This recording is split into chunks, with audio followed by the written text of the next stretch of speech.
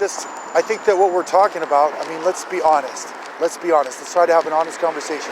I'm trying to have an honest conversation here, okay? That not everybody speaks great English, you know, like when they're working as a professional. That doesn't mean that they speak like, that doesn't necessarily mean that you speak like perfect English, you know what I mean? And so it could be a very challenging subject, like to talk about the professionalism, like for that person, et cetera, et cetera.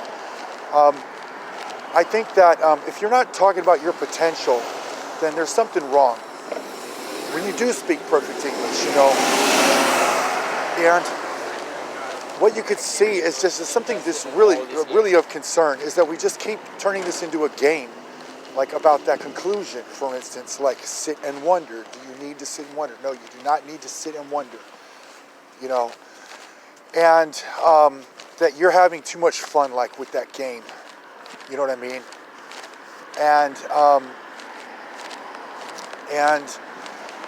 that,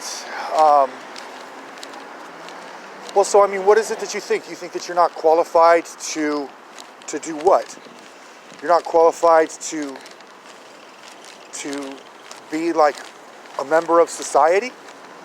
Society doesn't get involved with people, each other like this way, like performing miracles and casting out demons, for instance. Society doesn't need to reach like their conclusion about that conclusion, you know, about that hypothesis. Society does not have control like when Susan walks out the door. Society is not made of a bunch of people and they're all in control of each other. And so where did you ever think that you were going to be talking about that type of a situation? You know what I mean? Because they're not out here and they're not in there. You know what I mean? They're nowhere to be found.